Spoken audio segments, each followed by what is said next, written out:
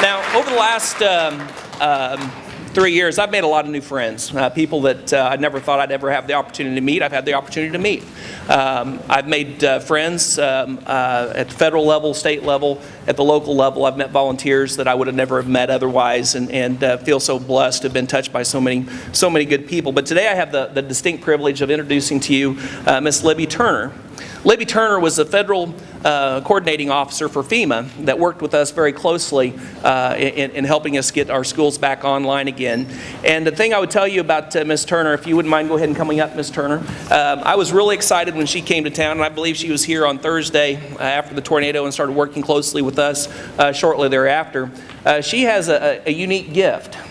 She may not realize it, but she may be bilingual for real, but I know she's bilingual in the sense that she is a former middle school principal, and she also works for FEMA, so she could speak our language to FEMA and vice versa. She was a translator, and we very much appreciate everything that she's done for us, and really excited to have her here today to represent FEMA and to share some of her thoughts related to her experience. Thank you, Libby.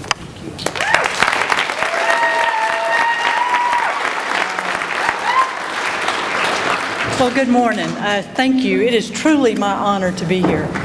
This is not my first visit back to Joplin since I left in the fall of 2011. And as Dr. Huff said, I came down on Thursday after the tornado, actually from Columbia, Missouri, where we already had staff working a number of disaster events throughout the state. So we sent a team down on Monday, and then I came down on Thursday, and over the course of many months after that, literally hundreds of staff from FEMA came and went from the city of Joplin.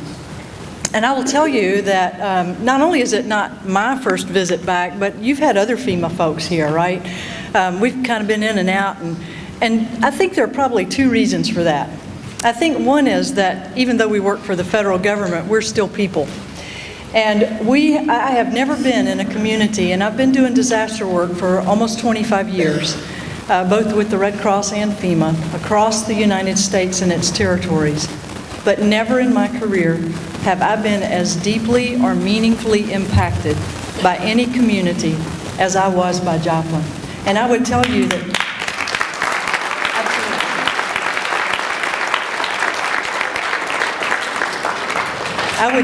that those same characteristics, the same values and character and insightfulness, forward thinking, determination, the taking of personal responsibility as individuals and as a community, those same traits are the ones that have enabled this building and these students and this staff to be here today. This is a culmination of those same characteristics.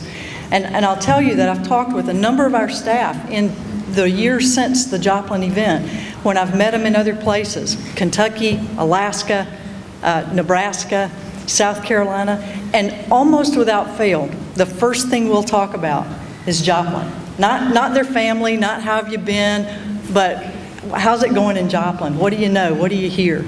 Because we were so impacted as individuals by you all that we met here. And the second reason that FEMA people like to come to Joplin is because we have so much to learn. And we continue to learn from your efforts and the things that you're doing here. I tell our staff that in my years of disaster relief work, it kind of comes down to three basic foundational things for me. One is that everything we do is about people. Everything, whether it's the financial assistance that we can give to people, the repairing of buildings and roads and bridges, most importantly schools, whatever it is, everything is ultimately about people. Everything we do is about community. It is about the communities in which those people live. And schools are a huge part of people being able to live and come back together in a community. And thirdly, everything we do is about recovery. The recovery, the rebuilding, the resilience that you all are building here, for you all as students, you don't even realize the impact that those things are having in your lives. And as you grow into adults and leaders in your community, and as you have families, and as you go out across the United States and possibly the world, the lessons that you've learned, the impacts on your lives of the recovery and the rebuilding from the Joplin tornado will impact you and will impact those communities. It already does, as those of us that experience this event go out and work in other operations and go out and speak to other groups about what happened in Joplin. I thank you for that. I thank you for the privilege of being even a small part of that response and the recovery and of the opportunity to be here today. Because I'll tell you, when our folks leave here, when they left here over that time, no matter what part of the country they came from or where they graduated from, without exception, I think every one of us secretly wanted to be a Joplin Eagle. So thank you. God bless you.